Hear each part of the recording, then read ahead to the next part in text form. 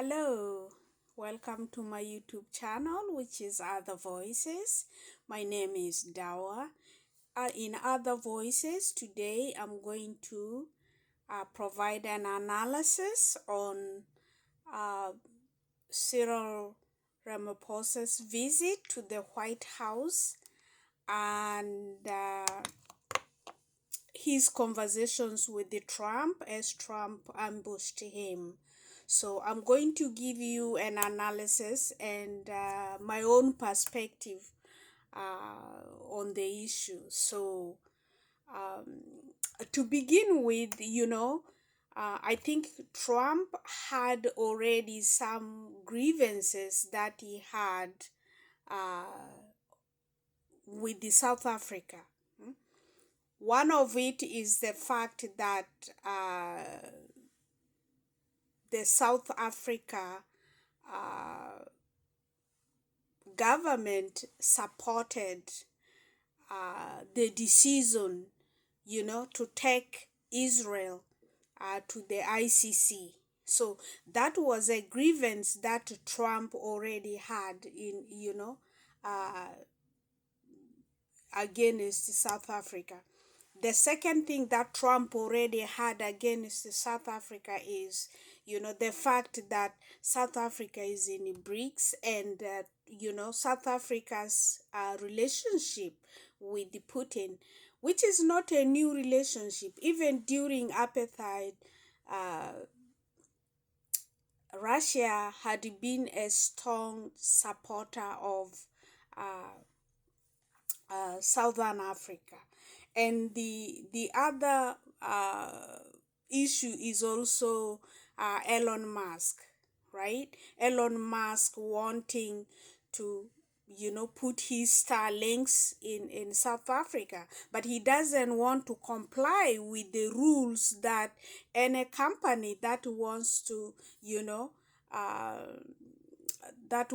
create or build a company there is a particular percentage of the ownership that has to go, to blacks, and Elon Musk does not want to comply with that rule.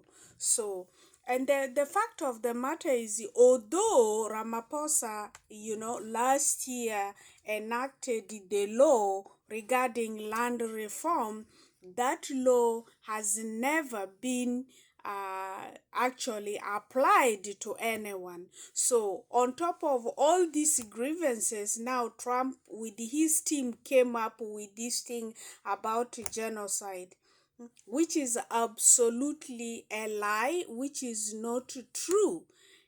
And he continues shamelessly to perpetuate this kind of lie.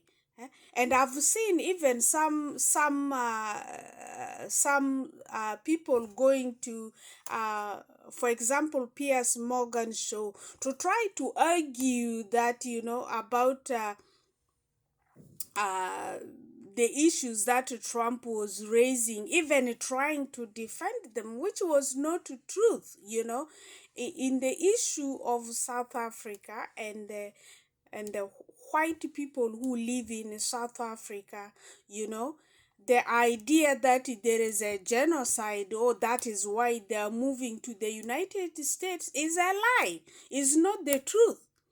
Now, people have a right to move or to relocate if there is an opportunity or whatever, for whatever reason. If Trump has given them the opportunity and opened the door for the white South Africans, and they feel that they want to change citizenship, they want to go to the US, they are free to go. It is an opportunity. Let them go.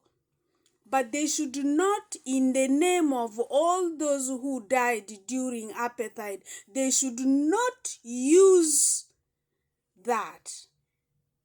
In the memory of those people, they should not claim that there is a genocide about white South Africans. No.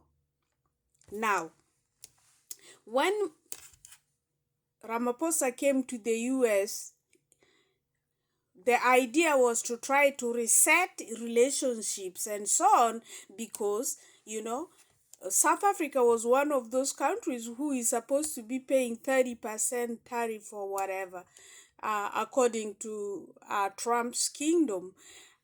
Now, you know, if the idea was to try to charm Trump or to make sure that he reconsiders, I don't think that charm had worked really, you know.